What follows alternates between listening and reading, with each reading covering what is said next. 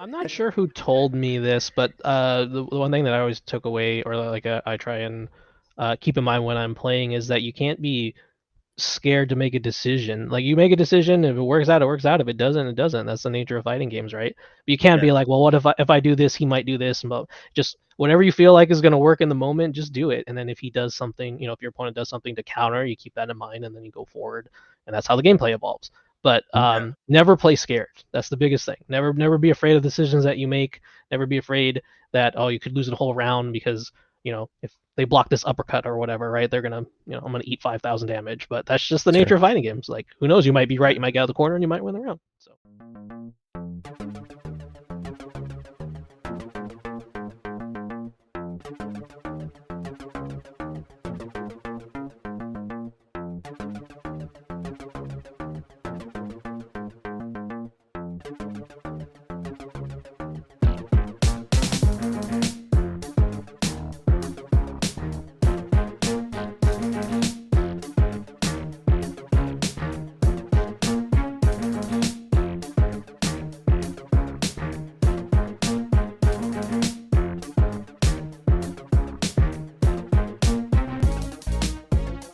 Hello, hello, and welcome to the Absolute Guard podcast.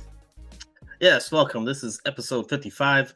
My name is Benny, and as always, I'm joined by my co-host John, who soon enough will be a married man. How's it going, John? Pretty good, pretty good.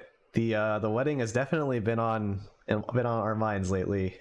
So if you are inviting me to an event in October, I am a forever maybe for the whole month because who knows what else could go wrong with the wedding. That's all Oh good, man. man. It comes But with the territory. yeah, yeah. How's your day going, man? It's going good. It's going good. Yeah, the football season just started, so I was excited about that over the Oh weekend. yeah. Very cool. Yeah, the German national soccer team, which I follow since I was born in Germany, they won a little friendly game today, and they've been playing terrible. So all is right in the world right now. Like things are going well. Very cool. And then I think during our last episode, you were actually in like a fantasy draft while we were taping. Like, Yeah. is your fantasy draft doing okay? My team did. I actually lost the first round, but it's okay. Like I'm, Okay, I'm learning. I'm learning things on the fly because I haven't done it at all before. So it's been a learning experience. But I'm gonna get the grasp of it. I think I'll be okay in the end. very cool. Yeah, yeah. So who do we have on today? So today we have Mr. Crazy EX, aka Ernest. What's up, Ernest? How's it going? Hey, what's up, guys? Thanks for having me on. Yeah, Cool, thanks cool. for coming on, man.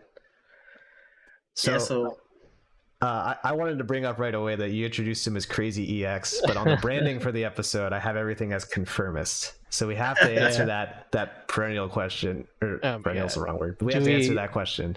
yeah, How much time do we have? To just. we got time. I mean, that's pretty much how we typically Uh, start our episodes with somebody new. Is like we want to know kind of like your origin story behind your name. I mean, some people have stupid reasons or they think that are stupid reasons, but I always yeah, find them yeah. interesting. Um.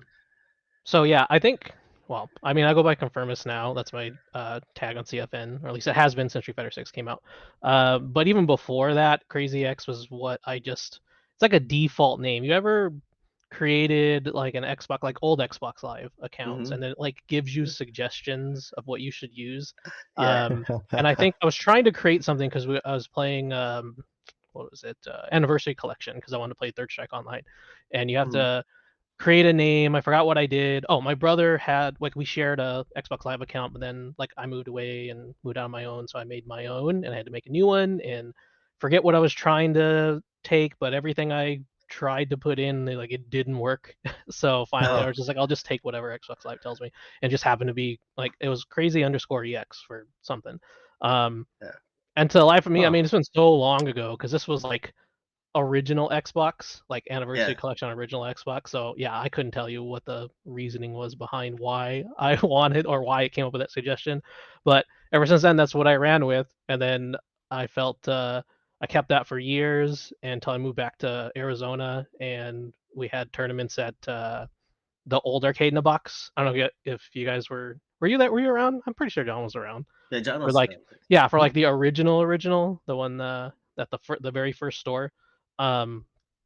That's where the first tournament for 4 was, and it was like a bunch of Smash Kids 2 there, and it was really crowded. And I think I made it there last minute, and so that's what I went with. And then everybody just knew me as that afterwards. And I don't know if anybody's ever experienced trying to change their name, but it's really hard to change your name because people remember you. It doesn't even matter, Yeah.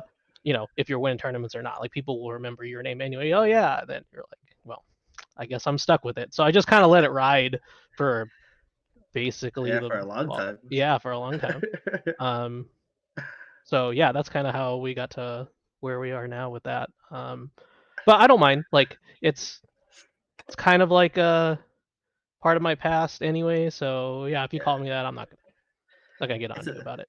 it's just a different chapter. It's just It funny that is, it's but like Crazy EX instead of like I said, like Crazy X. Like that's a yes, and then that's the other funny thing name. too. I kept getting that joke a lot. And it's still my Xbox Live tag today. Like, I've had my Xbox Live for like 20 years almost, and even now, people say the same thing. They make the same joke, and I'm like, I wish I could change it, but no. I know for a while people were saying crazy EXE. Yes. Like, Okay. So that was another one I thought was pretty cool, and I actually tried to use it, but then it never caught on. People just called me the same thing anyways, and I'm like, well, what's the point? Yeah. oh really? I thought you Yeah. didn't want to be called that, and then No, it was no. just people. Okay. It was like, it was probably like 2 different tournaments where I entered like that, and then they ended up, because people knew me who I was anyway, and they dropped the E and they just put Crazy X anyway, and I'm like, that's not what I registered as, but okay. So I just went with it, but I did like that one. I think who was it came up with that? I can't remember. I remember we were talking about it on stream one time, but I actually kind of enjoyed that name. But Was it Reese? Like all the way maybe, back then? yeah, it was back then, like Haas Ranbat type things. Okay, so around Yeah, that era. yeah. Okay. And yeah, that's where I tried to enter a couple tournaments in Marvel. Yeah, that's what it was in Marvel, and they kept changing my name back, and I was like, all right, well, this is. You know what I it keep was? this brand. It might have been me actually. Oh, It was might it have you? been me. Are you to blame for my Maybe pain, because I my remember years of pain? messing with the brackets. So like, Hasm's English wasn't. I mean, he was fluent, and you could Right. understand what he was saying for sure. But every now and then he would just like pick up like some odds and ends and mispronounce or misunderstand someone's name. Yeah. And so I went out of my way to fix a lot of that stuff because it was important, because that's what we get copied and pasted onto the stream. Yeah. In which he was running. So, like, he was busy. He was too busy trying to like do all that stuff. So I was like, okay, I'll make sure all the names are good. And I bet I was just like, you know what? I bet has misheard it, and I'll change it back to what I think Ernest truly wants. Yeah, because we used to have well, I guess I have John to blame, but yeah, when we went back and looked at the the VODs that he would put up, yeah, that would be my name on screen. So I'd be like, okay, well, even though that's technically not was in the bracket, okay. But yeah, it just like I said, it just kind of stuck. And then when I started using Confirmest, just because everybody used to like everybody in Tucson, I should say. I think it was actually Nick that started the whole thing, because he used to be really he used to get really salty when we would play. And it was back in SF4, and back then you could confirm low forwards, but he never believed that that's what I was doing. So it actually became a joke, like as a way to kind of just take a shot at me when they would just call me Confirmist. Oh, really? It was ironic? Okay. Yeah, it was ironic. But then we started playing in team tournaments, and I forget what exactly happened, but started doing it to other people, and everybody got really super hype about it. So they all just started calling me that. Again, just it kind of turned into again a way to kind of take shots at me, but then it turned into, oh wow, this is actually a thing, and I like the term, so I started using that every now and then, and then that's kind of where we're at now. So yeah, so you can thank Nick for that one. Yeah, see, I didn't know that was your CFN on Street Fighter 6, because I think we played then. Because I played saw one that time. name. Yeah. I saw that name and I was like, Confirmist. I was like, is this? I kind of Ernest? like And I was being just like, incognito, because people are like, "Is that you?" And I'm like, "Yeah." It's me." yeah. So But we did initially, play. yeah. Okay. Yeah, we did play. We did play once. That was actually the first time I ever played Dawson too. I haven't been able to play as much 6 as I want to, just because life. But Yeah. like I had never run into a single sim in like 1,000 matches. Yeah. So very rare character. So yeah, when I saw Yeah. that, I was excited to be able to at least play one. Yeah, I think you won. I don't remember. I'm pretty sure I you can't probably remember. won. I think it was 2-1 if I'm remembering correctly. But yeah, Yeah. Okay, that's cool. still It still makes that sense character. now. It makes sense now. Yeah, Because yeah. So if I you was see me always this wondering, way, and I never bothered to like bring it up or ask anybody. And I was like, "Is this Ernest?" yeah. But You can just message people on there, right? So just send me a yeah, message. I'll tell you. cool, cool. But I think I ran into Mocha too. Mocha's same thing. And people was like, "Is that really him?" And I'm like, "Yeah, that's me." So There's a lot of folks that I Nice. know that are hiding behind their different names. So or I like don't know, fake names. it's there's some like mystique to it. It's kind of fun. Yeah. Yeah. I mean, it's kind of not fun. on purpose. I'm not trying to hide from anybody. It just Oh, happens that's to be fair. that way. So Right. yeah. But yeah, I had the choice, so I chose to go with that just because it just sounds better to me. Yeah. But Nice, nice. So other than the gamer tag thing, the other thing that we like to find out about you is kind of like your origins in terms of like competitive fighting games and fighting games in general. all right. So where did that start from in terms of like just general fighting games? In Abe's basement. Oh, Dang, what is he and, really? doing down there? and I'm not joking. So man, this is like way back because Abe's probably the what I've known the most and like the longest time, I should say, in the Yeah. like the fighting game community. But yeah, like I said, we started playing Anniversary Collection. I forgot what we were doing. Oh, so this is even before that. So before that, we were just friends because we used to work at the same call center or whatever, and we became friends. Um, Okay. because we both like Halo, and he was really into like competitive Halo or whatever, and he was like, "You should come play at my house because my other friend plays." And so Ah. yeah, so my brother and I used to go over to his house all the time. Oh, sorry, my doggy is interrupting me. So anyway, we used to go over to his house and just we'd work all day. We'd go to his house. We played Halo till like 3 in the morning, and then we would go to work the next day, and then we would do it all over again. So it's tons of fun. It's just kind of like just being kids or whatever. Yeah. They had nothing else to do, so. But anyway, that's kind of where we started, and then I don't remember what it was. I guess he was a really big fan of like Street Fighter 2, like he played it a lot or whatever. An Mm. Anniversary Collection was coming out, and he was like, "Oh, I'm gonna get this. We should try it or whatever." And it wasn't even to we didn't care about Third Strike. We didn't know anything about it at the time. And me at that point, the most exposure I ever had to Street Fighter was like at a pizza place, putting in some Yeah. coins and having some old man take my money and like yell at me because he's like, "Get off the sticks, kid! You don't know what you're doing." And and I'm like, "Oh, it was so funny because I know why now because I kind of understand the mentality, but like 14-year-old me going up to this old man playing Street Fighter 2 and like, how do you do that uppercut or whatever? And get out of here, kid.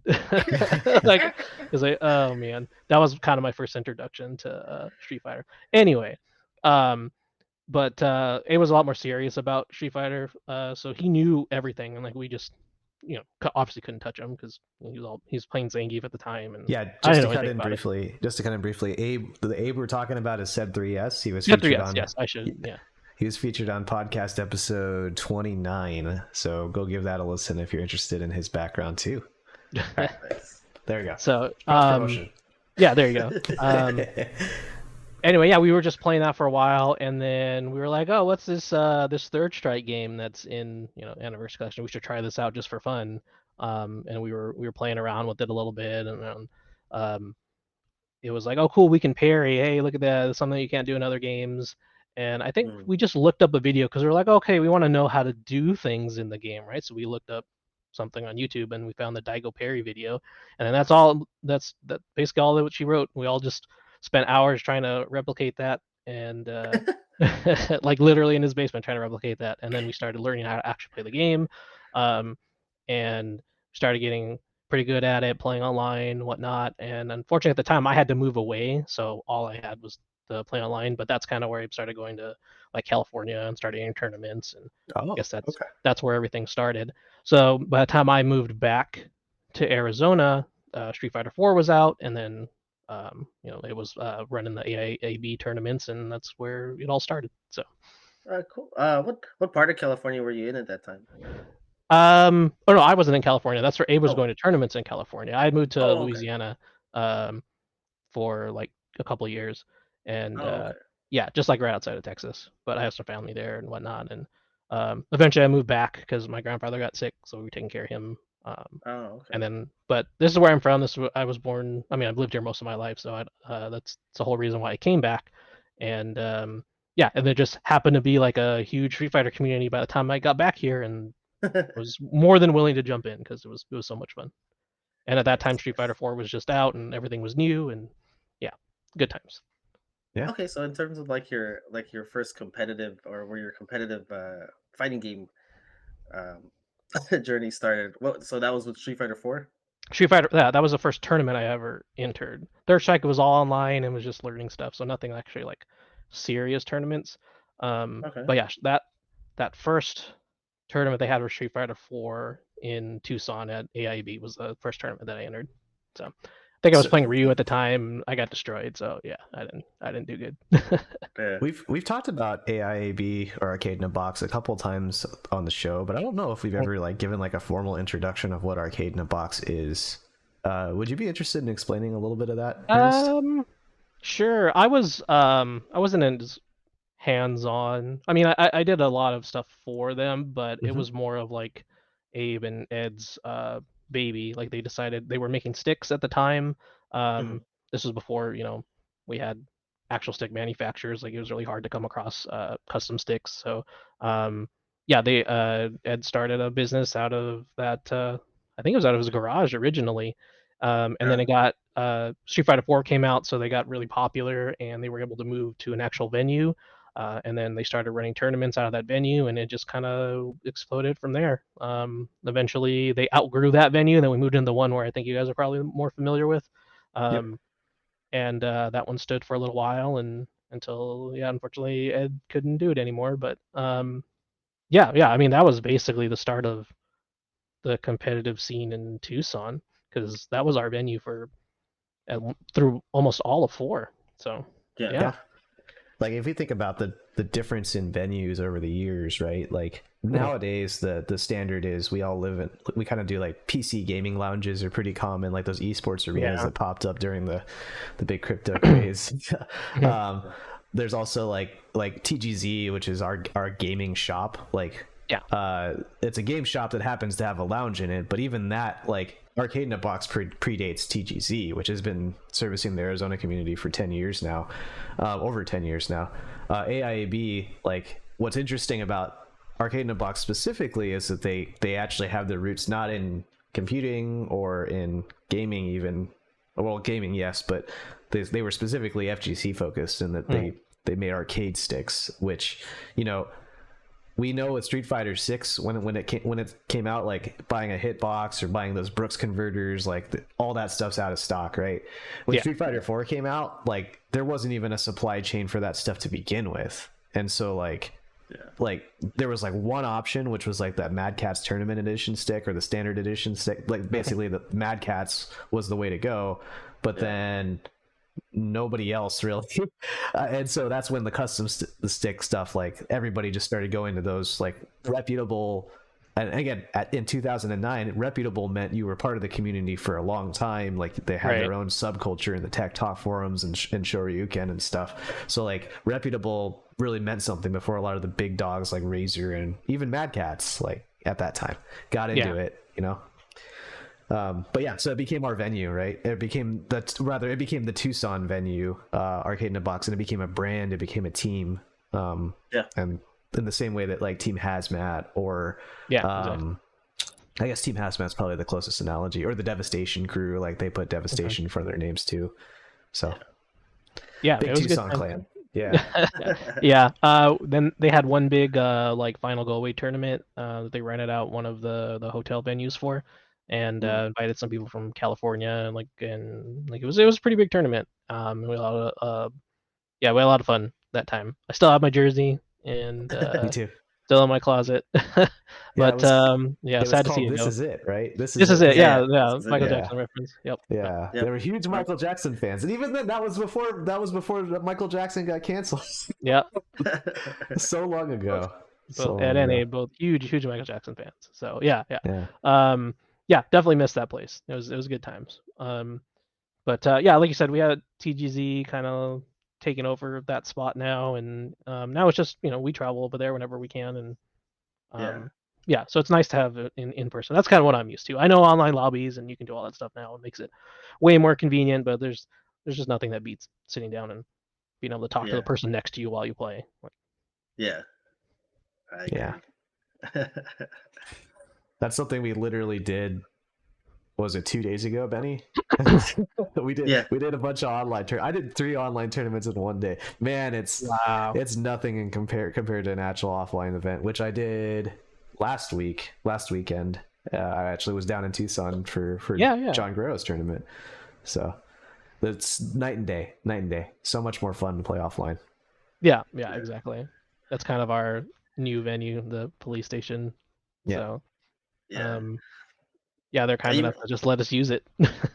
Yeah, you mentioned playing Ryu in Street Fighter 4, and that's what I remember because like when I think of Ernest, like Ernest has been like a huge part of kind of like my FGC journey, and Ah. like so when I moved here in 2012, he mentioned the Hasbats, and that Mhm. was like my first tournament, and I got third place there, and on the way there, like I beat you, and I'm pretty sure you were playing Ryu, Yeah. and the thing I remember is I don't think the VODs are still up, but Isaac was commentating like a different match, and I guess he had heard that I beat you, and he said something on the commentary like, "Oh, Ernest just lost. Oh, Ernest is so free," or something like that, Yeah, right? he did. Yeah, Yeah. he said That's something why it like sounds like that, and I Isaac. was like, Yeah. and I was like, I felt good about myself at that time, but then like, I think throughout the rest of the Street Fighter 4 journey, I don't think I ever beat you ever again. Like I uh, think it was Cammy from there on out, or what? I don't know when you made the switch, but like, I don't think I ever beat you ever since that first match. I have a story about that too, about why I switched, to be honest Yeah, with you. So, but yeah, I mean, well, I should comment on the other point. Yeah, because I remember like it was a joke because we always played each other, and especially at Hazbats, and I remember sitting next to you and be like, oh, hey, it's you again, like, yeah, because it just never failed. We just always were on the same side of the bracket, like every single tournament, and yeah. yeah, but that's how I got to know Benny, and so yeah, definitely grateful for that. And he's one of the coolest guys I ever met in the fighting game community. So thanks for being so cool and not being not throwing me out the window or something. Um, but yeah, I think what did I? So yeah, I started with Ryu, and that's just kind of because everybody picks Ryu, right? You play Street Fighter, it's like an Yeah. easy to get into character and whatnot, and it was still early Street Fighter 4, and they hadn't really introduced the new characters yet. And it wasn't until they introduced the twins and I made the switch to Yang that I started seeing any type of like real success. Um, Mhm. but the only reason I even started playing those characters is because Third Strike background. I'm like, cool, Third Strike characters. Okay. And they just happened to be busted. And Yeah, this is arcade yeah, edition twins. yeah, that's arcade edition, and they made them that way on purpose, which I don't agree with. Like I get it. They wanted he wanted to bring back kind of like the Third Strike era of the Yun and Chuns, and what was the idea behind it? It was that you had to have a villain in there that people can hate. Like that was kind of Yeah. was Ono's philosophy. Like as a way to make the game hype. There's got to be someone in there that you got to strive to beat or whatever. But anyway, Yeah. and it was Yeah, just that was such bullshit. yeah. No, I didn't agree with that at all. But I don't think but they that actually said, meant that. I think they just they didn't know what they were doing. They right, were it like, oh, just this had to character came out good. yeah, yeah, so they kind of had to come up with an excuse on why they Yeah, made them that's that my way. thinking. But yeah, we started playing them, and then it wasn't until like the very next season or iteration. They didn't have seasons back then, but the next iteration of was it Arc? I can't remember what it was, but they like nerfed the twins and well Yang mostly, and 2012, I think. yeah, Yeah. 2012. That's what it was. We're in Yeah, 2012. arcade AE edition 2012. 2012. Yep. So they nerfed him, and he just wasn't viable anymore. At least for me, and I had to start making the switch, and I started looking around what characters didn't want to play Ryu anymore because, I liked being able to have the mobility, and I guess the twins kind of ruined it for me to be able to move around the screen and do what I want. So I tried to find another character that does that, and I started looking at the old uh, Yang players and who they started switching to, and a lot of them started switching to Cammy. And I remember this because I think it was Abe at the time, and I'm like, oh, I'm probably gonna play Cammy, and he's like, you can't play Cammy, she's too complicated. And I took that as a that's just Abe being Abe. Oh, Like because of he just Sako Yeah. at the yeah time. At the yeah time of because of Sako. Sako. Okay. Yeah. That's why I asked. Sako was doing crazy things and whatnot, and you didn't really need to do all that, but I mean, if you could do it, then it's awesome. But Yeah. it's just that's just how we were. Is he's like, oh no, you should play whatever this character. I'm like, no, I'm gonna play Cammy. I'm gonna prove you guys wrong. Or specifically, I'm gonna prove you wrong. And so I just started, and that character was hard to learn. I'm not gonna lie, like it was definitely not. Because there was a lot of techniques that you had to learn that I didn't have to use as Ryu. Like who has to? You don't have to do TK dive kicks as Ryu. Like it's who does Yeah. it? But also like the hit confirms are very different. Their anti-airs are very different. Even like her neutral game is very different. So yeah, it's like starting from scratch. And I think I lost like 3 tournaments, like 2-0, just playing with her. And it wasn't until it was I started training with Nick a lot at his house.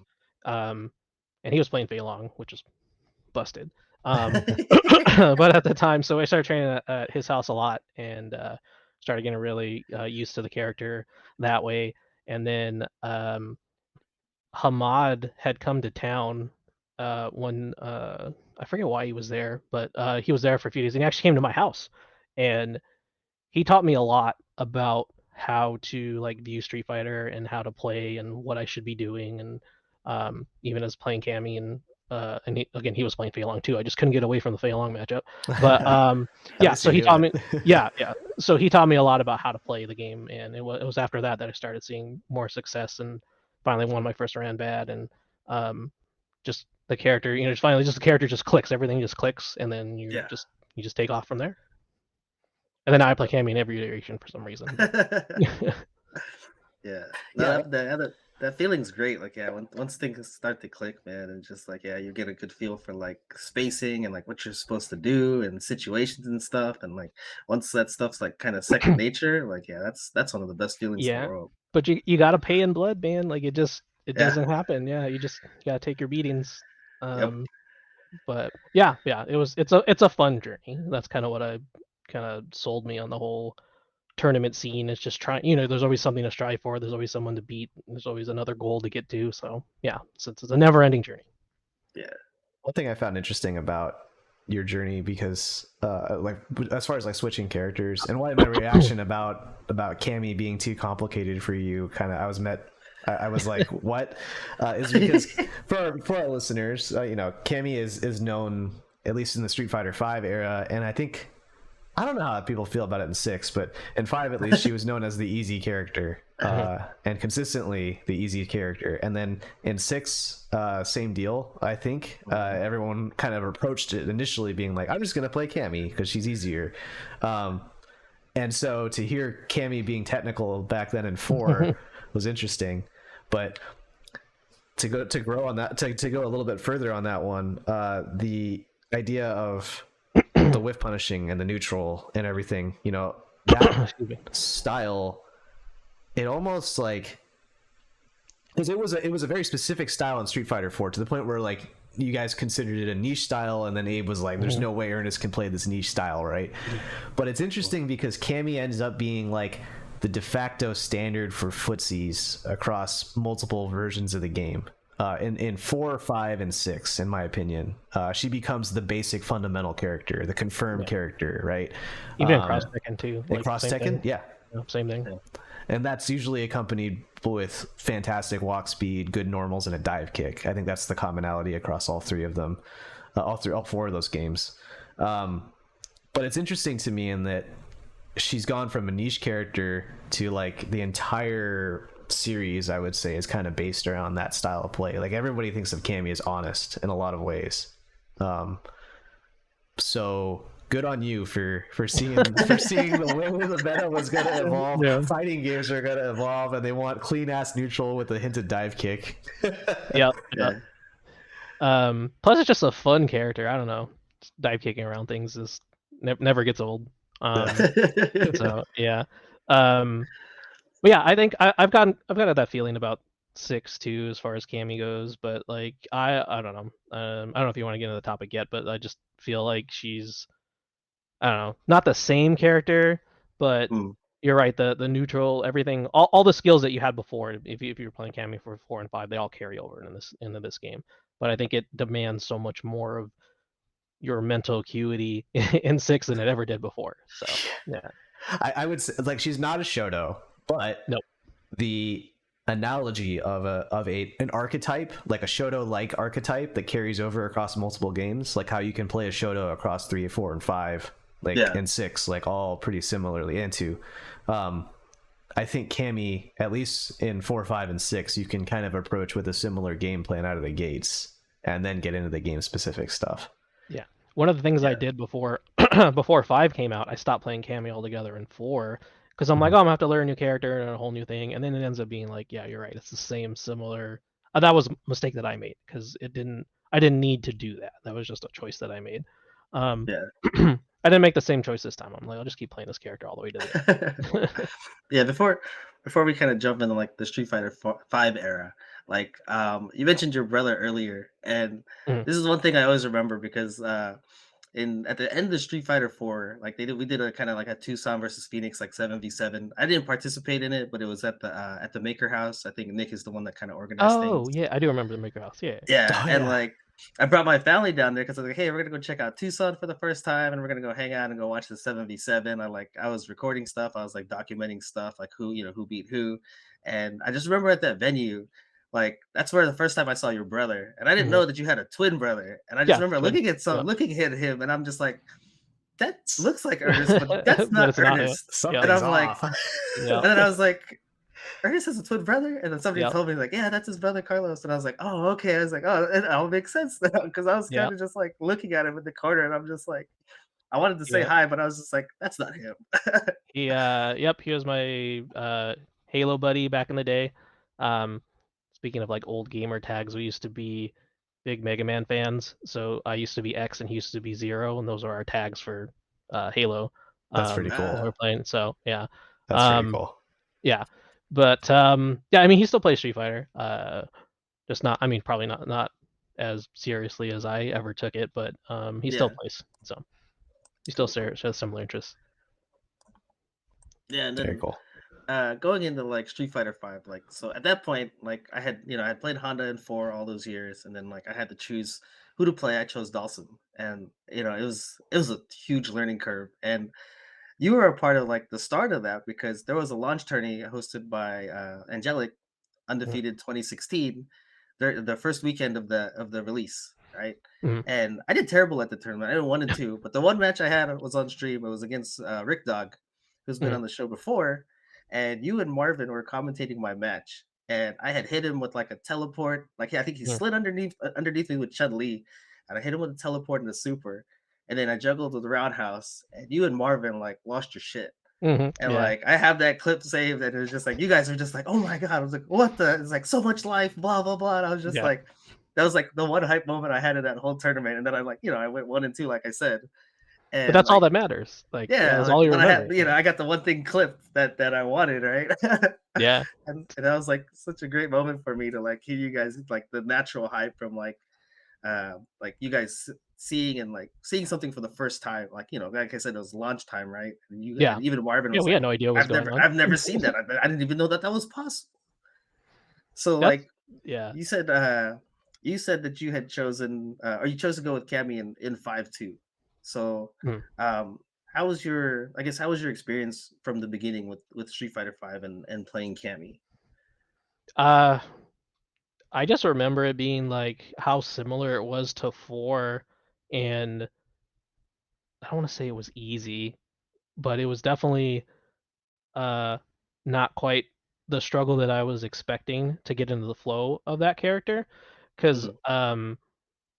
yeah, I just remember I don't want to say I was unbeatable, but I just remember in the beginning it just because I remember I had a lot of matches with John too, and we were like trading tech Oh Mhm. in the yeah, very beginning yeah. about it, and yeah, I just remember having so much fun with that character and just doing all kinds. You could never get away with the stuff that I was doing like 2 months later.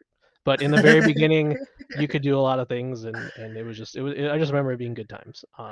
And people hated Yeah, me for a little while, but I yeah. was like, Oh, you just and had to figure it out. Like you just uh, yeah, I was gonna say she has like she had the whole basic kind of like the install, right? Like the roundhouse and the like V trigger cancel, or the fierce and the V trigger cancellation, and then it was yeah just like, oh, it's party time now, right? Like she was yeah. one of those characters. And she did. And I mean that game in general, you did a ton of damage. But like in the very, I don't know, people remember season one. Cammy did a truckload of damage. Yep. Yeah, Like you got hit once and you exploded. It was crazy. yeah, So yeah. Oh, and she was like a stun monster too. Like you could stun off of like one sequence. And yeah, it was like I said, it was kind of it was wild. It was wild time. Season one of Street Fighter V was wild in general. There was all kinds of unfair things. yeah. Yeah, Season Ryu in particular. Ryu jump light kick. Yeah, jump that was light a kick. nightmare. That's, No, Ryu jump jab used to make me want oh, to really? like break my controller. Like Uh, I don't know if you remember that you couldn't jump. Didn't matter what you did. Nothing beat jump jab, or nothing beat anti-air jab. You could just do jab all day, and oh I'm like, yeah. this sucks. Uh, Yeah, so yeah, I remember that. But still, it was like I said, it was fun times, and I really enjoyed how that meta like evolved and how people just got insanely good at that game. At the end it was really hard to get wins at the very end. So yeah, yeah. Definitely. Speaking of the end, that's again, this is like probably the peak of my fighting game career, was playing you at Rewired. That's the second Rewired. oh yeah, the one Yeah, that I do remember that. we ended up in the same pool. Like I was the one running the brackets. I remember I talked to Nick. Nick was the one, I didn't do any of the seating or nothing. Nick did all that stuff. Mhm. And then I remember looking at our pools were like 8 people or whatever. And like, I just remember looking at it and I was like, all right, Ernest is on the other side.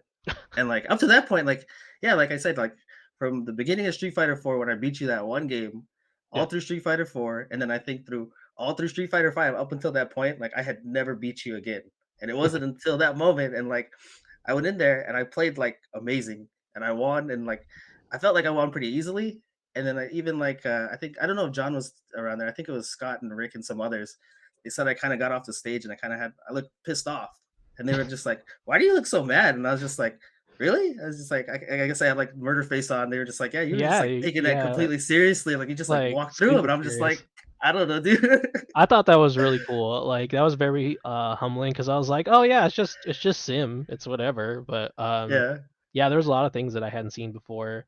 Uh, just because it wasn't a very popular character at the time, so it was hard. But yeah, yeah, like I think there was certain block strings that you're just able to get through, and I just didn't have any idea how to deal with it. So yeah, yeah, that was good stuff. But that's the type of stuff like at the time, obviously everybody's salty because they lose or whatever. But those things that you look back on and you really learn. And because I went back to the lab and I studied what I could do to fix a lot of the things that happened in that match, yeah, and I'm a very big proponent of taking what you can from your losses and not just blaming it on something. Oh, I didn't play well, or I didn't, some the controller wasn't working right, or something. I don't know. yeah. Or Or the even just character, playing yeah, online with lag and stuff like that. I think that's really important to be able to take those losses and learn from it and go back in the lab and figure out how to not let it happen again. Um, yeah. so yeah, Yeah, I mean, to your credit, I mean, you ended up placing higher than I did. I think John got like third or fourth at that tournament, but you ended up placing higher than me anyway, even though I had beat you, because I ended up losing like my next two matches, like out of the second day or whatever. yeah. But And like I said, yeah, a lot of yeah, people started getting really good at that game, like right around that time. Like people were like really really grinding it out, and it was not easy to get wins in that game. So yeah. You know how I It's fun got fourth of that tournament? I picked the What's top up? tier. I switched to Chun. oh well, there you Dead go. Yeah, serious. there you Dead go. serious. I actually want to use that as a segue here because I think it's worth noting that a lot of people, Ernest, like consider you a rival, or like have you noticed that, right? Like you I noticed that too. I do, yeah, Like you and end I up don't know being a why. heel a lot. Why? To be fair, like I wouldn't consider it a rivalry, because to me a rivalry has to be kind of even keeled, right? Like we have to be like going back and forth. Like I beat you, you beat me. Ernest was kicking my ass for like, man, 6 years straight until that moment. That's why it was like huge for me. Like I don't know what got over me. Like why I wasn't like super pumped up or anything. Like I was just like, it was just like just Like another on the match next to me. challenge, Like yeah. honestly, I could have just, I probably should have popped off even bigger, but considering how big that moment was for me. But like for me, like a rivalry, like I said, or like a demon is somebody. I mean, I would A consider demon too, Ernest yeah. more of a demon because Yeah, okay. the demon's the person that's always kicking your ass, and then finally you get over that mountaintop. So like, yeah, that for me, Ernest isn't a rival. Like I see his rivals as kind of like Mocha and everybody else. Ernest was my demon for like the longest time. I like it's not just you though, Benny. Like I've heard that from like Isaac and Nick and Yeah. like Abe would. I think I don't think Abe ever wants to lose to you. No, he doesn't. And then no. myself too. I genuinely considered you a rival. Like I remember at the beginning of Street Fighter 4, before I knew you, and I went down to Tucson for the first time. You were introduced to me. I forget, like it was like Reese or Louis or like that group of people. Those are guys I met too in the very Yeah. beginning. Yeah. Yeah, and like a lot of folks, like the opinion was just like, oh, these guys are just tier whores. And back then we didn't really have like a good way to work through that, like to figure out the top tier is okay to play. But what's funny to me is that like at least in Phoenix, I think that early on in Street Fighter 4 era, like you got the reputation for being a tier whore, and I think that made it easier to turn you into a villain, despite you being a nice dude. But the fact that you would beat everybody with top tier, and then you switch to fucking Yang, right? So it's cemented it. And then here's the irony of this: is that then you switch to Cammy, and she was the best in AE 2012, like hands down. Yeah, Akuma maybe, right? So like there was a motivating factor there. But then from then on, you've been playing Cammy loyally like since then. Yeah. And she just ends up top tier every fucking time. Yeah, exactly. We have this joke that if they're blonde, they're top tier. So if I'm playing a character, it's usually a blonde character. Yeah, I don't know. That was never my intention. Oh, let's just pick a top tier. That's never that's not how I view games. But if there's characters that are lacking options, then I do tend to stay away from those characters. You know, like I want to be able to play the game that I want to play. So if that character allows me to do that, then I will play them. But yeah, I think the landscape of the fighting game community has changed since then to not hate on it as much. Yeah. But I always thought about it like if I stuck with Ryu and I kept playing, would they still hate me? Like I don't know, back in the day. But I just remember wanting to be so bad because when I first got in, I used to travel just because I was friends with Abe. I used to go travel and play. Well, I didn't actually get to play in like the Tucson v Phoenix because I wasn't good enough at the time. So I remember thinking, man, I just want to be part of the whole thing, And I'm like, how do I get there? And like, I can't get there playing the way I play now. And I'm like, why don't I pick this character? They seem pretty strong. And yeah. But that's just how it went. It was never intentional. Yeah, totally. No, I get it. But that's the irony is that then Cammy, you became a Cammy loyalist, and then just Cammy ends up being top tier every game anyway. So you're not gonna get any. No, I don't know why, man. It's so much fun to play that character, and even when she got nerfed in 2012 to the next version, I Ultra, stuck it out with her. Yeah, Ultra. I stuck it out with her, and I mean she was like not even top 10 at that point, but I still stuck it out with her, and I mean I did what I could, but it was definitely hard. So that character's either like super good or just not good. There's no in between for her, I think. I mean, the way I always had it like described to me was like, Marvin would just play the character that fits him best, often a lame character. Abe would just pick whoever was the best, like period, and then Rock would pick whoever he just felt like playing that day, and then. When we decided, like whenever I would hear you classified with that group, you would always be like in the same group as Abe, which is you're just gonna pick the best. Well, I had a chance to dispel that. Well, okay, so part of that is kind of true, but that's only because Abe's my training partner, or he has been for everything. And if I didn't, then I'm in for a nightmare training scenario. So like I kind of have to pick a character that can at least stand up to those top tiers. So at the end of the day, even if I thought a character was cool, I'm like, well, it's not gonna. I gotta find something that beats Yun, or I gotta find something that beats. I think he played Guile in AE back in the day, and so that's actually the whole reason I stopped playing Ryu, because that match was so awful, like Guile versus Ryu, and I'm like, I can't do anything in this match. So that was one of the big reasons I switched, and mainly because of him. But I don't mean to blame it all on him, but it's his fault.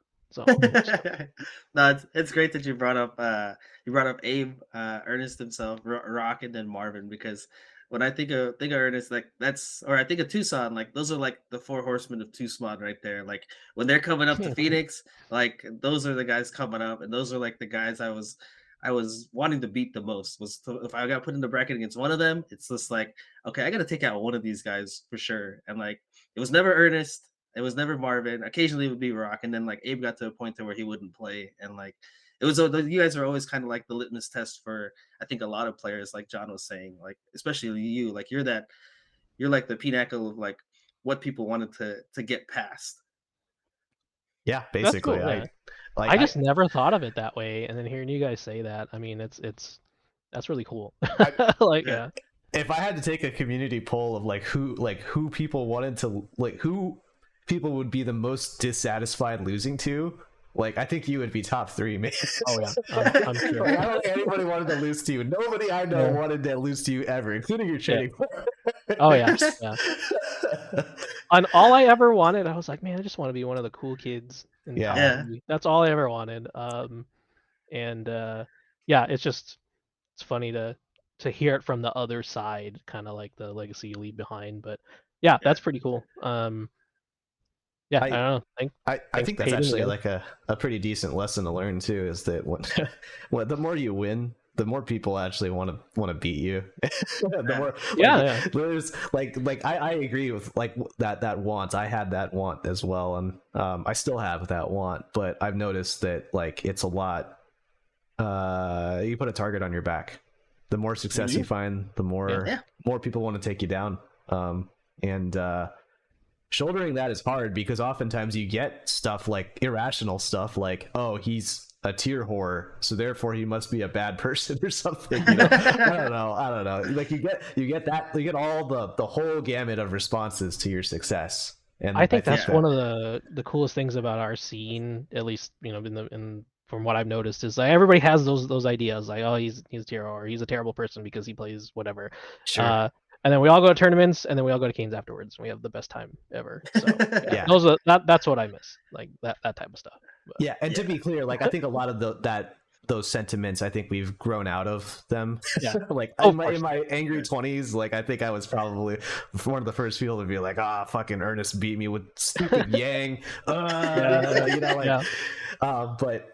nowadays it's like, if anything, again, like the style of switching characters to adapt to the changing in the game, like that has become the modern style. In both, like your footsie style has become the modern fighting game style, but also the idea of being able to adapt to and switch characters freely between season to season in Street Fighter V. And you already see it in 6, like people are dropping characters already, like right. Well, like that's just what the Manon. Magic demands. Yeah. Well, yeah. Yeah. I remember, man, Manon, and you should get 5 stacks. No, you can't win. Like, yeah. I That's just like, man, remember she's that. got no way to get in. Yeah, exactly. Is this a good time to talk about 6 a little bit? Do you have any more memories for 5? Do you want to hash out, Benny? No, that's like I said, that was probably the pinnacle of my career. There was beating Ernest in that tournament, and I think at the time it was who was it? I still don't know. I saved the clip myself, but it was like I think it was on the Fighting 99 channel. But that's when James Chen was here, and it was James Chen and Velociraptor that were commenting that match, and their commentary really kind of like hyped things up too, because on the one side you have James that doesn't really know like the history of our scene, right? And it's kind of just commentating what he sees. And then you have John, who's just like kind of dumbfounded by what's happening and the fact that I won. And he's just like Arizona's surprised by this whole thing. And I'm just like, I was like, oh, that's cool to hear. Oh man. Well, fun times, man. Yeah, and now we're at 6, and 6 is released, and how are you liking the game? I enjoyed it very much, and like I said, I haven't been able to play as much as I want to and put as much time as I want to. But when I do play it, I'm like, I have to watch the clock because I'm like, I gotta work in the morning or whatever, and I'm like, oh, it's 2:30 in the morning. I could play one more game. It's fine. Like, it's a dangerous game, and that just speaks highly to how much fun that game really is. So yeah, been enjoying it quite a lot. That happened to me last night, actually. I was like, I'm ready to call it a night here, but wait, I can just switch characters and play ranked on a different character. Yeah, exactly. Oh no, that's what happened. Yeah. Yeah, Oh we always man. have this thing like when I played Call of Duty with my friends, like always gotta leave on a win. But then like in this game, like it's hard because like you get into that slump and all of a sudden you're just like, I think I need to take a break. But it's like, no, but I can't leave because I gotta win. But then like your Mhm. MR starts to go down and you're just like, no, I need to take a break. Yep, it's gambling. It's Yeah, basically it really gambling. is. It's Yeah, it like really it's is. like, am I on a losing streak right now? Am I hot right now? I better keep going. It's even though it's Yeah. 2:30 in the morning. Yeah, I'm having a lot Oh of fun man. with it. But so have you you're playing Cammy in 6. Have you tried any of the other characters or have it just been exclusively Um, Cammy? well, I play Cammy. I play a lot of Jury, in the Ooh, beginning, and Ken a lot in the very beginning. So, I mean, obviously, this is before, all like, top tiers, all top right, tiers. but like this is all in the very beginning. Nobody knew who was good or whatnot. I just thought these characters were fun, and Yeah, totally. yeah, yeah, and especially in in the very very early parts of the game, like those are easy characters to play. So Yeah. I'm like, okay, um, and like I thought JP looked really cool in the beginning, and I wanted to learn JP, but now everybody plays JP, and I really don't want to play JP. Um, I so also wanted to play JP, and now I yeah, don't want to play JP. yeah, that's kind of the sentiment. Yeah, so you understand. But yeah, I will say every single character in this game is really fun. That I've tried. I mean, I even play like I never played Zangief, but I've tried Zangief in this game, and even I was having fun with that guy, and I'm like, okay, not I don't know much I can win with Zangief, but yeah. Yeah. But it's the ecosystem of the game that allows you to play a certain way, and it's Yeah. just yeah, every That's a character's fun. Yeah, the freedom of expression. Like, speaking of Zangief, I played the weirdest Zangief yesterday. He did not drive rush at all. Normally, like you get the knockdown and you see the Mhm. drive rush and they start pressuring you. This guy didn't drive rush at all. I was completely dumbfounded by what he was doing, especially against Sim, because I'm just like, don't you want to get in? And he's Yeah, just kind of standing back there, and I'm just like, this is like Street Fighter 2. Like, what are you doing, dude? It was the weirdest thing to be. but you I've can make seen that work. I've seen a few geefs not drive rush on Oki before, and because like they'll do drive rush and then sweep, or drive rush and then like the flippy over roundhouse thing, right? Yeah, yeah.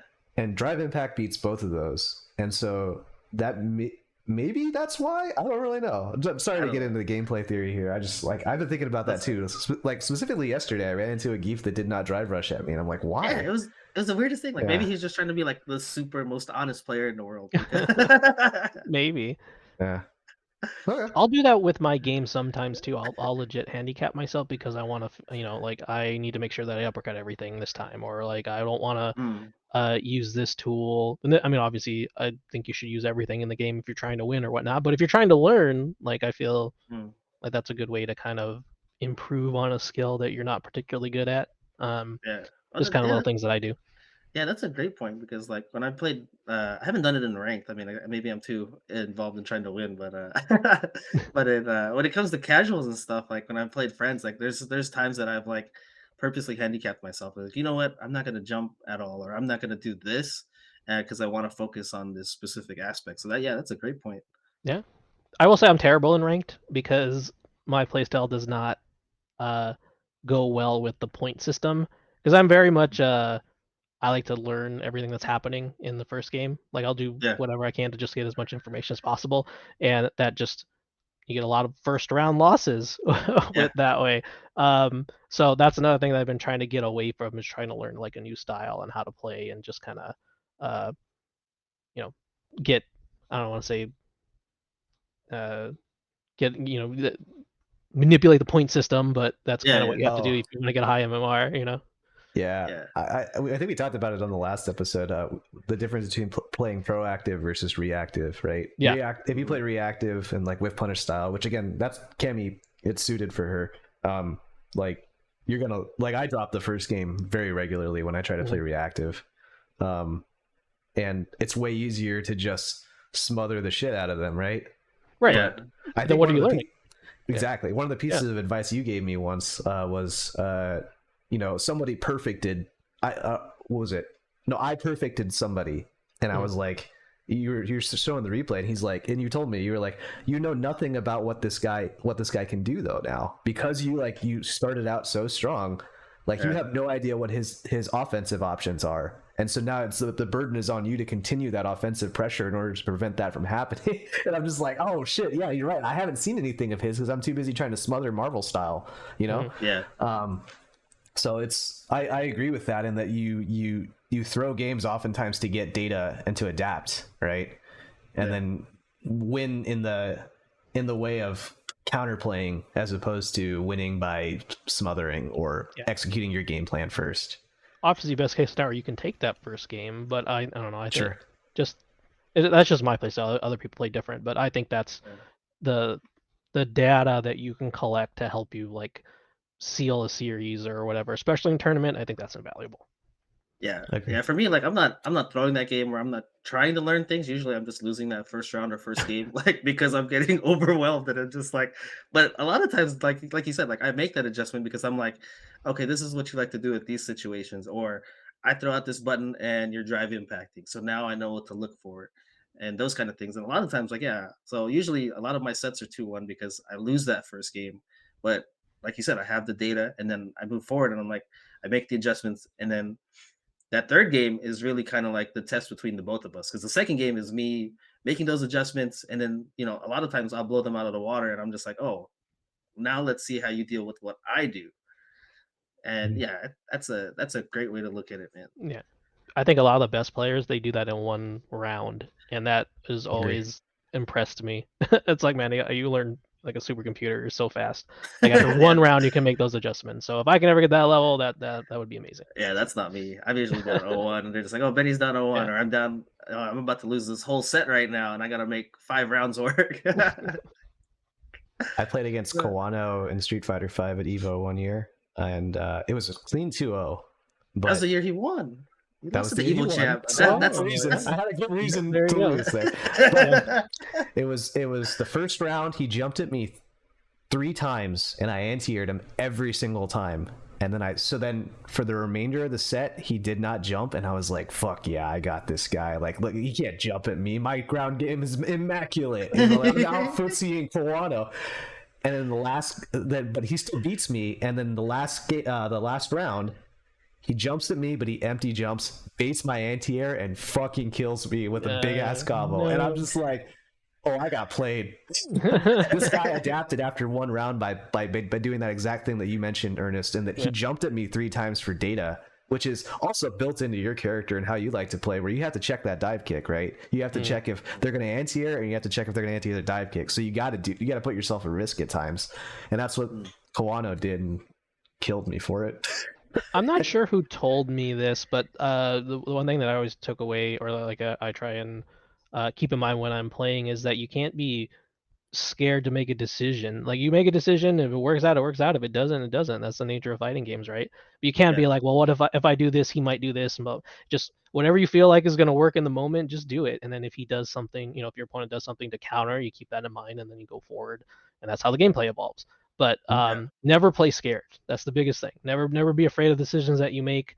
Never be afraid that you could lose a whole round because if they block this uppercut or whatever, right? They're gonna, I'm gonna eat 5,000 damage. But that's just the nature of fighting games. Like, who knows? You might be right. You might get out of the corner and you might win the round. So, yeah. Yeah, that's one thing. Like when me and John have talked about Street Fighter 6, he said something about because I've had trouble with the Honda matchup in particular, and one thing because like I've been worried about like EX headbutt going through my fireballs, and he's just like, that's one thing that you're constantly thinking about, and it's just like you don't even know if that guy's going to use it or not. Yep. And if he does, what does he get out of it? He gets a little bit of damage and a knockdown and nothing after that. And I never really thought about it like that. I was more worried just about the threat of it and worrying about, kind of fighting around it. When in all honesty, it's just like until you show me your hand and that you're willing to do that, then it's not really something that I should really be super worried about, right? Until you throw it out there. It has a cost in this game too, and that even if you're right, like I've burned 2 bars on an EX headbutt, and now I'm down in drive. So like, Yeah.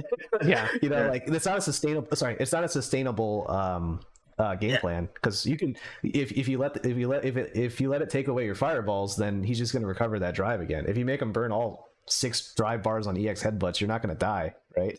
Yeah, exactly. Yeah, that's like I said, it's a big thing that little pieces here and there that I'm just building building myself up better by little bit by little bit. Yeah, Totally. Yeah. confidence in your gameplay is huge. Even when you're Yeah. like, even when you're down, when you're like, they have 90% of their life and you're down to your last bar, like that's having confidence in that you can bring that all the way back is huge. Yeah, I mean, What- it's like James Chan always says something like everybody's got a perfect at one time, right? Now, whether it's when you got full life or whether when you got 5% life, it doesn't matter. Just think of it like that, right? Like I can get a perfect right now. I feel like That's- there's way more perfects in this game than any other game Oh, I've hell played. yeah. I don't know Yeah. why, but that's Well, just maybe it's just me, but yeah. yeah, if you Six get put in the general. corner, you're like, yeah, Yeah, you it's just die. It's like Marvel in that sense. Like you get don't lose neutral. Yeah, don't get hit. Yeah, don't get hit. The confidence thing is actually a really good point because I the way I try to build confidence, because I'm not a super macho in your face kind of dude, but what I try to do is like farm optimism, and it ties back to what you told me originally, Ernest, in that if I were to perfect someone, I'm actually it's cool that I won the round. Obviously, it's a net win, but I'm not seeing anything they can do. If I flip that and I get perfected, now I can be an optimist and be like, that sucks that I got perfected and I lost the round, but I know so much more about how they play now.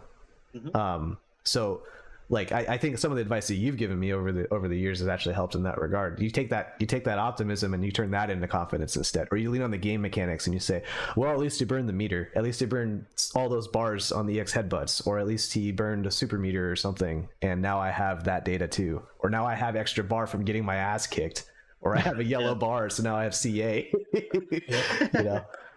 Have you guys done that yet? I last night I did that for the first time. I took a couple fireballs on purpose to put me in CA range. I have not done Oh, that, but that's actually really smart. That's really smart. Yeah, Yeah. that little Yeah. bit, that 300 extra damage could be the difference. Especially if Or- it's just a fireball. Yeah, I can Yeah. see that.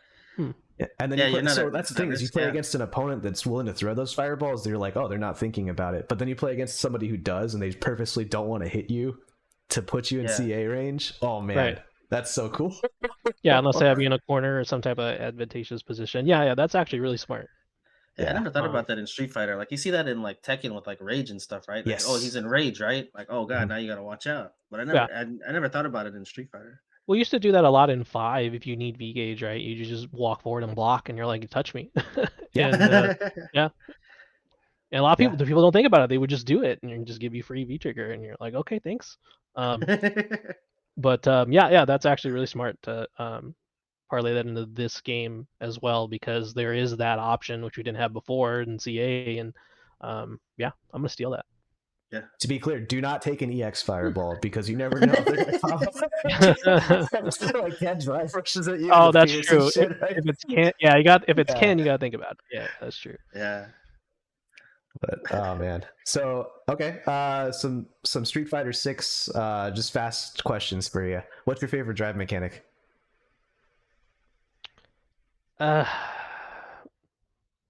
It's hard. I like drive rush a lot. I've used it a lot. Drive rush? Yeah, just drive rush anything, especially just like raw drive rush in neutral is super powerful. Yeah. And maybe a little unfair, but I'll use it as long as it's in the game or until they nerf it. So yeah, That is interesting Okay. because Cammy, I don't think actually has a very problematic drive rush. So it's cool that you're able to squeeze all the juice out of the orange there. oh yeah. And then one question. So to preempt this next question in regards to Street Fighter 6, one of the hot topics on the Twitter sphere of today, 9/12/2023, is Punk made a tweet about perfect parry and how he would pay money to have it removed from the game. And that in turn spawns an entire discussion about perfect parry, which we've had before. But in the interest of being timely, what are your thoughts on perfect parry or just parry as a whole in Street Fighter 6? I think parry's a good mechanic. I do enjoy parry, but the way it's implemented in Street Fighter 6, it's way too easy to use. It's not punishing enough if you're wrong. Okay. Okay. Especially with like tap parry being a thing, like you just get away with tapping parry. You don't get punished for it. In like in games like Third Strike, you would have to the trade off there was you'd have to let go of block So you'd be, and if you timed it wrong, you eat a normal in the face, or if they just delay their button a little bit. In this game, you choose to parry. There's not much of a downside beyond taking a throw. So that's kind of my opinion on it. I like it in the game. I think it adds a lot depth to the game, but it's just there's too much reward for too little risk in this game. Okay, but to follow up on that, like, so what's something that you would change about that? Because I've heard a couple things. Like some people said maybe make the punish like 2 bars of drive, or make it. I saw somebody talk about like you mentioned third strike, making the parry high low, and that way you Yeah, make a choice and you can still be wrong with strikes. that was another thing. Yeah, in third strike too, you had to choose between high and low. You don't Yeah. have to make that choice in this game.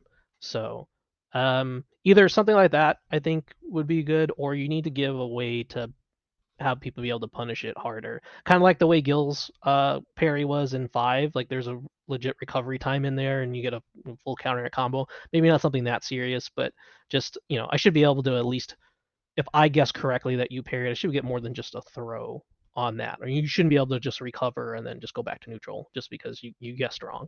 So just for the amount of reward that you get off of that if you're correct. Yeah. Are we talking like mid range here, where they're outside of throw range? Not mid range, but sorry, they're outside of throw range, and then they're parrying, and you can't do anything about it. Yeah. Is that a situation that you want to punish in? Yeah, like I'll say like wake up parry, like that's a thing. In third strike you would delay your normal. You'd see them tap forward, they're not blocking, and you get a I free see. punish. So it's kind of a similar idea in this one. Like you would throw to beat parry in that game too, but in this game I feel like the window for guessing parry wrong for you to be punished is so small that it's just it that I think it makes it a little bit unbalanced. Like there should be some type of downside to me actively deciding to wake up and parry beyond just being thrown. Even with a throw loop in the game, like if someone throw loops you, like that's still not punishing enough in your mind? I mean, if you wake up parry, well, that's a whole nother discussion, I think.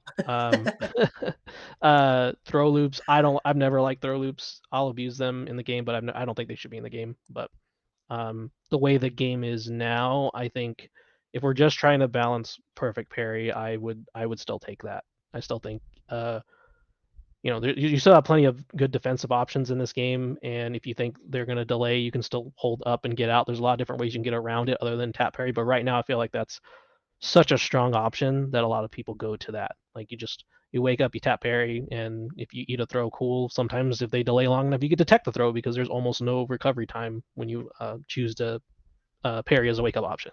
So Okay, so you're saying being put into a throw loop situation as a punish for a parry is still not enough, and I should be punished harder for parrying. I think so. I think if you're in the Okay. corner and you're in a throw loop situation, you played the game wrong to begin with anyway, because that you shouldn't be in that position. Yeah.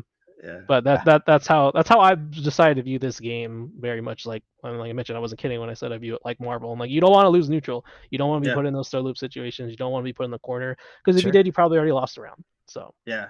No, that's a great way to put it, because I was actually thinking about that the other day, because I was losing it was John in particular yesterday. We were playing casuals, and his Ken was just taking me to the corner, and even in That's what he ranked, like does.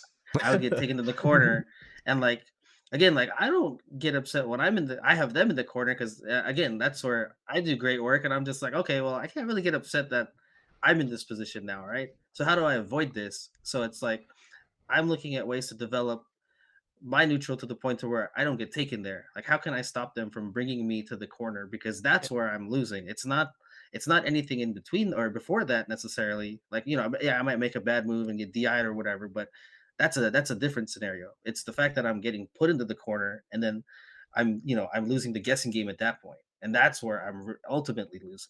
yeah, it's one of the strongest corner pressure games like in any Street Fighter, I think, and it's very like I don't want to be in the corner, especially in this game. It's so crazy dangerous, and you have to legit make a guess, like a hard guess, to get out Yeah, most of the time.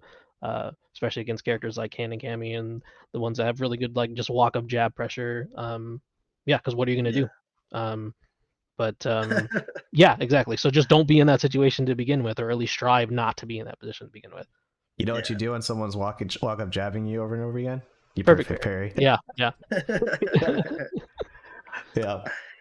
I'll get better at it. But see, I think that's so I like that you can do that. I just think you should be a little bit more punishing. If I walk up jab and then I wait and I see your parry come out, I should be able to at least get a jab punish on you.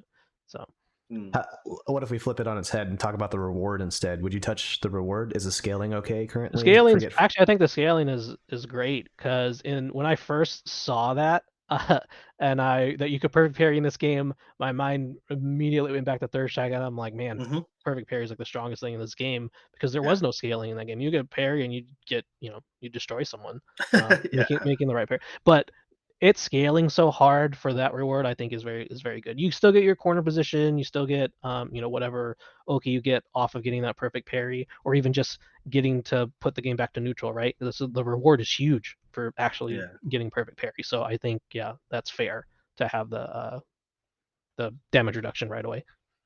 Nice. Yeah, that's something that just imagine if you didn't have it now and how people use it now, and then you would just explode by getting a perfect parry. Yeah, I don't think that anybody would like that.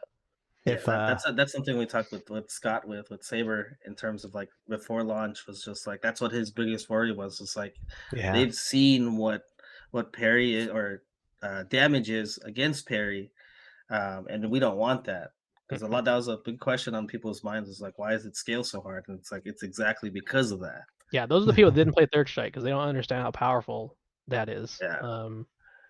It was really fun to watch, but it's definitely not fun to get hit by. I think you got to be a specific kind of player to really enjoy that, and that's the third strike scene. That said, it's also a great equalizer too because it makes the lower tier cast more viable even in that game. And I feel like it's still, even the characters with the weaker wake up options, at least it gives them a fighting chance. But then unless you're unless you don't have an invincible reversal, then I don't know what you do. But that's me. I think the nature of parry and third strike allows for limitless potential as far as like a player-to-player interactions go. But that means there's also limitless potential for you to fucking die. Yeah. Like I remember the example that Benny was talking about specifically was Scott. Scott was saying like, I could die if I jab. Yeah, I'm like, that's true. Yep, that's true. That's kind of the. So some people like having the power of a nuclear bomb in their hands, and others don't. Okay, I got another 6 question for you. Where would you put Cammy in the tiers? Do you think she's top 5? Oh, I think she's definitely top 5. I think anybody with a low forward drive rush is top 5. If you ask me, it's just such a powerful tool, and then it just comes down to, I mean, when you got JPs and Kens all over the place, it's hard. But I think she does okay against those characters. If she didn't do, if she didn't have a good matchup, or not even just like an even matchup against those characters, I think she wouldn't be, in my opinion, as good as she is. But because she can fight those characters, puts her a little bit higher in my view. Gotcha. I'm gonna ask a question that kind of spans across multiple games now. So, Street Fighter 4, favorite version of Street Fighter 4? It's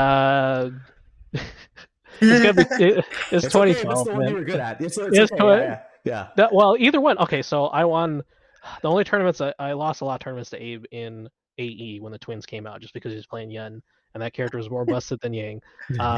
Plus, we were training partners, and it's a coin toss. Partner. Yeah. But I also really enjoyed when I switched to Cammy and being able to do all the unblockables, and everybody probably hated it. I get it, but like I don't know if you remember. He is the villain of the scene. Yeah, it was fun to hit people with those. Just like, oh, I'm dive kicking. You know what side it's gonna hit on? Oh well, sorry. I had way more fun with that than I should have, and I feel bad, but. If I'm being honest, that was definitely there's no reason to feel bad. I mean, considering your trading partner, winning is fun, right? Yeah. Winning but had unblockables too. He had stupid unblockables back in the day. So okay. So for Street Fighter 5, favorite season? I think probably season 2. Really? Was that when they? Yeah. That's the one. That's the one everyone hated. When like Balrog and Laura maybe were I'm top thinking tier. The wrong one. No. Then it's probably the next season. It's probably the next season after that. Then. So like when G came out, roughly. Yeah, exactly. Yeah, Okay, because I arcade felt like edition. the game probably had the most balance at that point. Yeah. And I mean, anybody could win. They finally started. They got rid of the jump back tech and some other like really stupid things that just didn't belong in the game. They got rid of throw And loops too throw loops, yeah, throw around that loops, era. exactly, Yeah. yeah. And yeah, I just remember having a blast during that time. So yeah, so Okay. probably 3. I agree with that one. That was my favorite season too. And I then forgot about season 2 being that bad. I can't really ask that question about 6 though. But a consolation question, because we talked about your history, but we mainly focused on Street Fighter. Can you give just like a list of other games that you have entered a tournament for and played Like competitively? everything you can think of. Yeah. The name of fighting game, I probably entered it. But yeah, let's see. I mean, obviously all the Street Fighters, all the iterations Street Fighter, Cross Tekken. I've entered normal Tekken tournaments, even though I'm terrible at it. I just thought it was a fun game at the time. Marvel, all the iterations of Marvel that came out, Infinite and Marvel 3. I played a lot of that. And John always beat me in every tournament. He never let me get top 3. So I hate John for that. That was the only game I could beat you in at that time. It was always like my goal in that game was just to get top 3 because it was like me and Aziz and one other person that played that game. Yeah. And so that's all we got to train against. And when we got up to, we had to fight all the Phoenix guys that were nutty at that game at the time. You know why? And, It's because I picked a top tier, Ernest. Oh yeah, Yes. you picked top tier. Yeah, I yeah. played the best fucking character in the game. But it was always Oh, man. every single time I'm like, man, okay, cool, top 3 today. And I'm like, oh, I just got to get past John, and just maybe it's just 0. That was No, dude, Zero Magneto, like Zero destroyed Magneto. Yeah, like, it was at the level we were terrible playing game. at. Yeah, it Yeah, was bad. it was terrible. But I still had a lot of fun in that game. Even the money matches that I did, just obviously it was just a lot of it was just in jest, but we had so much fun with that game. And yeah, Agree. it was good times. Yeah, I wish more people in Tucson had played it, but I don't know why they wrote that game off. But Yeah. whatever. But I enjoyed that game a lot. And then I think Cross Tekken was probably the only game that I played like way more than Street Fighter 4 at the time. Was it Street Fighter 4 era? Yeah, I think it was Street Fighter Yeah. 4. No, Street Yeah, Fighter because 4. because they put those characters in Street Fighter 4 at the end. Correct. Yeah. And that was probably the best I did at Evo was when it was me and Marvin in the team tournament, and I think we were just outside of top 8. Oh, wow. And we lost to Knuckle Dew's team. So but we beat a lot of other people along the way, and it was really fun. But missed that game. And then it turned into something weird. Did you not like 2013? It was okay. I think it was.